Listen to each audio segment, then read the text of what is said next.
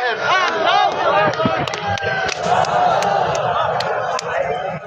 আসসালামু আলাইকুম রহমতুল্লাহ। আগামী 12 তারিখে নির্বাচন উপলক্ষে দাড়িপাল্লার সমর্থনে আয়োজিত এই সমাবেশের সম্মানিত সভাপতি, প্রধান অতিথি সহ বিশেষ অতিথিবৃন্দ, সুপ্রিয় এলাকাবাসী, দীর্ঘক্ষণ আপনারা বক্তব্য শুনেছেন। শুধু আজকের নয়, নির্বাচন উপলক্ষে সামনে নিয়ে পর্যায়ক্রমে অনেক বক্তব্য আমরা দিয়ে আসছি এবং শুনেও আসছি। কি বলেন, ঠিক কিনা? আপনারা লক্ষ্য করেছেন, টেকনাফ থেকে তেঁতুলিয়া, বাংলাদেশের আনাজ কানাজ পর্যন্ত একটি মাত্র স্লোগান সবচাইতে জোরে সোরে প্রচারিত হচ্ছে, সে হলো দাড়িপাল্লা। আরো জোরে বলতে হবে, কি সেটা? দাড়িপাল্লা। এখন অপোজিশন গ্রুপ ভাইরা দিশেহারা হয়ে যেটা করতেছে সেটা তো আপনারা বুঝতেই পারছেন। দীর্ঘদিন সেই দলের মূল নেতা এখন লন্ডনে থাকার পর বাংলাদেশে এসে যেটা করছেন বা বলছেন, এটাও আপনারা পর্যায়ক্রমে শুনেছেন। দুই একটি কথা আমি বলতে চাই এবং বিএনপির ভাইদেরও দৃষ্টি আকর্ষণ করতে চাই, হিন্দু ভাই বোনেরা এবং আওয়ামী লীগের ভাই এবং বোনদেরও দৃষ্টি আকর্ষণ করতে চাই। আপনারা লক্ষ্য করেছেন, তারেক জিয়া বললে কিন্তু উনি অসন্তুষ্ট হন, তা জানেন তো? আমি বিএনপির নেতৃবৃন্দের দৃষ্টি আকর্ষণ করতে চাই, যার জন্ম দেওয়া সন্তান তারেক, তার নামের সাথে বাপের নাম জোড়াটাকে অপমানিত মনে করে, যার জন্ম দেওয়া পিতার নামটা তার নামে জড়িয়ে দিয়ে প্রতিষ্ঠিত হওয়ার ব্যাপারে তার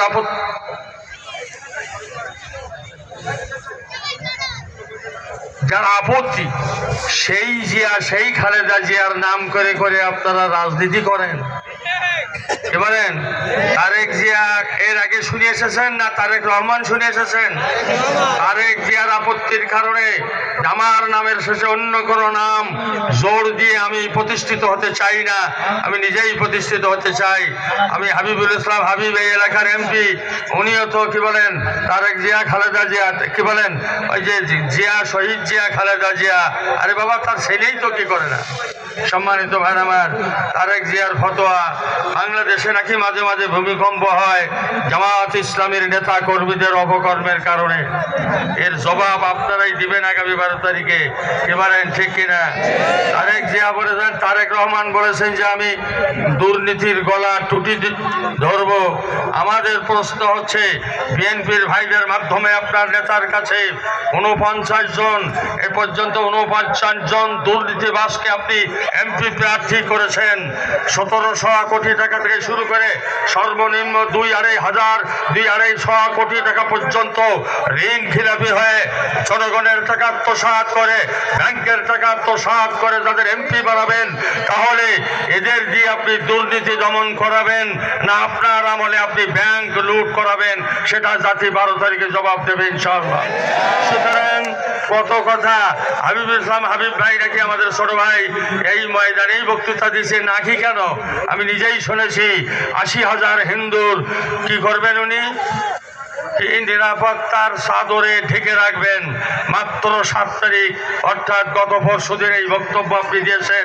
আজকের পাটকেল ঘাটে এসে শুনলাম যে হিরণময় নামক এক ভদ্রলোক কোন শিক্ষককে কারা পিটিয়েছে, কারা দাবি করেছে, এই এক হিন্দু ভাইও সেটা সাক্ষী দিয়ে গেলেন। কি বলেন, ঠিক কিনা? ক্ষমতায় যাওয়া তো দূরের কথা, এখন তো জান না রে ভাই। সুতরাং তালায় যাইয়া তালায় এসে বলে যে কলমের খুব বেশি কি না হলেও তালার ভোটে বিপুল ভোটে বাস করবো। করোনাজি বলে যারে বাবারে তালা 6 লাখ। উপজেলা আমির সাহেব সে কথা বলেছেন।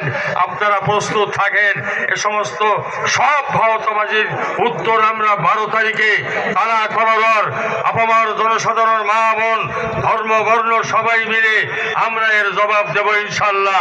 সর্বশেষ যে কথাটি আমি বলতে চাই, আওয়ামী লীগের ভাই এবং হিন্দু ভাই এবং বোনদের দৃষ্টি আকর্ষণ করে বিগত বছরের 5ই আগস্ট থেকে শুরু করে পর্যন্ত বাংলাদেশ জামাত ইসলামের আমির যে ওয়াদা করেছিলেন, যে ওয়াদার উপরে আজ দিন পর্যন্ত, এই মুহূর্ত পর্যন্ত জামাত নেতা কর্মীরা টিকে আছে না নাই? সুতরাং এখনই সেই নিরাপত্তার চাদর দেবেন। এত লক্ষ লক্ষ মামলা পরে দিয়ে তারপরে মামলা উইথড্র করবেন, এটা কিন্তু ধূর্ত মাছ শিকারীর টোপ দেওয়া। খবরদার মনে রাখবেন, ধূর্ত মাছ শিকারীর টোপ দেওয়া। টোপের মধ্যে কিন্তু বড় আকার একটা বর্ষি আছে। এই বর্ষির 5 তারিখে 12 তারিখের পরেই খোদা না খাস্তা যদি ভুল করেন, আমরা ভুল করি, এই বর্ষি কাকড়ায় বাঁধবেই। এটা কেউ আপনাদের আমাদের রক্ষা করতে পারবে না। তাই আসুন, এই টোপ আমরা কিনতে রাজি নই। যথাযথ জবাব ইনশাআল্লাহ দাঁড়িপাল্লার পক্ষে ভোট দিয়ে আগামী 12 তারিখে আমরা প্রমাণ করব। আল্লাহ পাক আমাদের কবুল করুন, আমিন। আখির দাওয়ানা আলহামদুলিল্লাহি রাব্বিল আলামিন। আসসালামু আলাইকুম ওয়া রাহমাতুল্লাহ।